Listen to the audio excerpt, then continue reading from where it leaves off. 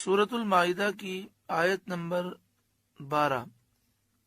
سورۃ المائدہ کا تیسرا رکوع، چھٹے پارے کا 7واں رکوع۔ اللہ رب العالمین نے ارشاد فرمایا، وَلَقَدْ أَخَذَ اللَّهُ مِيثَاقَ بَنِي إِسْرَائِيلَ، اور بے شک اللہ نے بنی اسرائیل سے عہد لیا، یعنی اللہ تعالی نے بنی اسرائیل سے یہ عہد لیا کہ وہ اللہ کی عبادت کریں گے، اس کے ساتھ کسی کو شریک نہ کریں گے، اور توریت کے احکام کا اتباع کریں گے، توریت پر عمل کریں گے۔ وَبَعَثْنَا مِنْهُمُ 12 نَقِيبًا، اور ہم نے ان میں 12 سردار قائم کیے، ہر سبت یعنی گروہ پر ایک سردار قائم کیا گیا۔ بنی اسرائیل اولاد یعقوب کو کہتے ہیں۔ اسرائیل حضرت یعقوب علیہ السلام کا لقب ہے، جس کے معنی ہے عبداللہ، اللہ کا بندہ۔ بنی کے معنی بیٹے، بنی اسرائیل حضرت یعقوب علیہ السلام کی اولاد کو کہتے ہیں۔ حضرت یعقوب علیہ السلام کے 12 بیٹے تھے، ان سے جو اولاد کا سلسلہ جاری ہوا، اس سے بنی اسرائیل 12 قبیلوں میں تقسیم ہو گئے، تو ہر گروہ پر ایک سردار مقرر کیا گیا، جو اپنی قوم کا ذمہ دار بنایا گیا کہ وہ اپنی پوری قوم کو اس پر مائل کرے گا کہ قوم عہد کا وفا کرے اور پوری قوم شریعت کے احکام پر چلے۔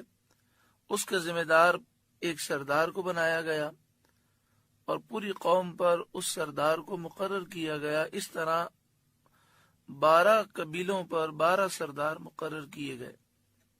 وہ اس بات کے ذمہ دار تھے کہ پوری قوم وفاداری کرے گی۔ وَقَالَ اللَّهُ إِنِّي مَعَكُمْ، اور اللہ نے فرمایا بے شک میں تمہارے ساتھ ہوں، یعنی میری مدد تمہارے ساتھ ہے۔ لَإِنْ أَقَمْتُمُ الصَّلَاةَ وَآتَيْتُمُ الزَّكَاةَ، ضرور اگر تم نماز قائم رکھو اور زکوٰۃ دو، یعنی میری مدد تمہارے ساتھ ہے اگر تم نماز قائم رکھو اور زکوٰۃ دو۔ وَآمَنْتُمْ بِرُسُلِي، اور میرے رسولوں پر ایمان لاؤ۔ وَعَزَّرْتُمُوهُمْ، اور ان کی تعظیم کرو۔ دیکھیں یہاں پر تعظیم کا کوئی طریقہ بیان نہیں کیا گیا، ہر وہ طریقہ تعظیم کا جس سے شریعت نے منع نہیں کیا وہ جائز ہے۔ نبی اکرم صلی اللہ علیہ وآلہ وسلم کی آمد سے پہلے جو امتیں تھیں، جو ان کی شریعت تھی، اس میں سجدہ تعظیمی بھی جائز تھا، رکوع تعظیمی بھی جائز تھا، لیکن نبی اکرم صلی اللہ علیہ وآلہ وسلم نے سجدہ تعظیمی سے منع فرمایا۔ تو اب ہمارے لیے جائز نہیں کہ ہم کسی کی تعظیم میں سجدہ کریں۔ اللہ کے سوا کسی کو سجدہ کرنا، چاہے وہ تعظیمی ہو، اسی طرح اللہ کے سوا کسی کے سامنے رکوع کرنا، چاہے وہ تعظیمی ہو، یہ منع ہے۔ اور جن چیزوں سے منع نہیں کیا گیا تو تعظیم کے جتنے طریقے ہوں اس میں کوئی حرج نہیں ہے، بس صرف جن طریقوں سے منع کر دیا گیا وہ منع ہے، اس کے علاوہ تعظیم کے تمام طریقے جائز ہیں۔ وَعَزَّرْتُمُوهُمْ، اور ان کی تعظیم کرو۔ اچھا، پھر یہ بھی ایک شیطانی وسوسہ ہوتا ہے کہ آپ اس طرح تعظیم کر رہے ہیں، کیا اس سے پہلے کسی نے اس طرح تعظیم کی؟ اگر کسی نے اس طرح تعظیم نہیں کی تو بتائیے آپ کے دل میں تعظیم کا جذبہ زیادہ ہے یا پہلے والوں کے دل میں جذبہ زیادہ ہے؟ اس طرح کی سوچ اسلامی سوچ نہیں ہے۔ دیکھیں تمام امت اس بات پر متفق ہے کہ حضرت امام بخاری علیہ رحمہ نے بخاری شریف پوری کی پوری بخاری شریف لکھی ہے مکہ مکرمہ میں خانہ کعبہ کے سامنے بیٹھ کر، اور آپ نے بخاری شریف 16 سال میں لکھی ہے۔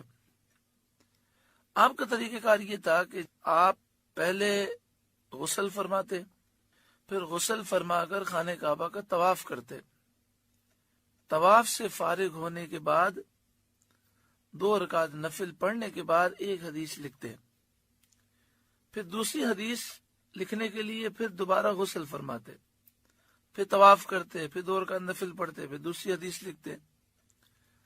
تو یہ سب آپ نے حدیث پاک کی تعظیم میں کیا۔ تو کوئی امام بخاری پر یہ اعتراض نہیں کر سکتا کہ آپ کے دل میں حدیث پاک کی تعظیم زیادہ ہے کہ حضرت ابو ہریرہ کے دل میں حدیث پاک کی تعظیم زیادہ تھی۔ آپ سے پہلے اتنے صحابہ گزرے، اتنے تابعین گزرے، اتنے بزرگان دین گزرے، لیکن کسی نے بھی اس طرح حدیث پاک کی تعظیم نہیں کی۔ تو جواب یہی دیا جائے گا کہ امام بخاری جو تعظیم کا طریقہ وہ اختیار کر رہے ہیں وہ شرعی طور پر منع نہیں ہے، لہذا اس میں کوئی حرج نہیں۔ امام مالک رضی اللہ تعالی عنہ آپ سے کوئی قرآن کی آیت پوچھتا، اس کی تفسیر پوچھتا، فقہ کا مسئلہ پوچھتا، آپ چلتے چلتے بتا دیتے۔ لیکن اگر کوئی آپ سے حدیث پاک پوچھتا تو آپ باقاعدہ غسل کرتے اور سب سے نیا اور خوبصورت لباس آپ پہنتے، سب سے مہنگی خوشبو آپ لگاتے، اور اس کے لیے عالیشان تخت آپ سجاتے، اور عالیشان لباس پہن کر چاروں طرف خوشبو ہی خوشبو ہوتی، اور پھر آپ اسے حدیث پاک سناتے۔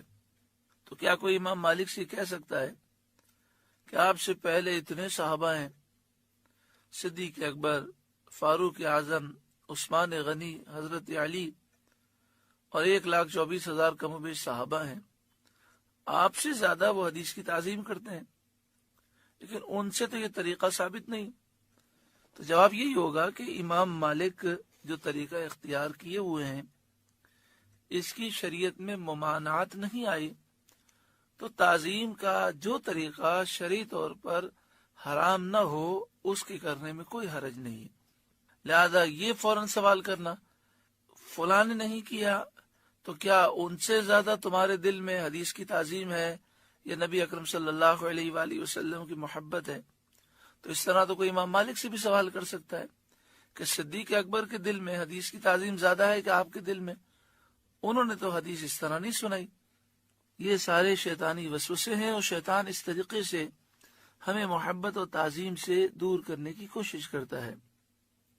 وَعَزَّرْتُمُوهُمْ، اور ان انبیاء کی، رسولوں کی تم تعظیم کرو۔ وَأَقْرَضْتُمُ اللَّهَ قَرْضًا حَسَنًا، اور اللہ کو قرض حسن دو، یعنی اس کی راہ میں مال خرچ کرو۔ لَأُكَفِّرَنَّ عَنْكُمْ سَيِّئَاتِكُمْ، تو بے شک میں تمہارے گناہ اتار دوں گا، تمہارے گناہ مٹا دوں گا۔ کون کون سے کام کرو گے؟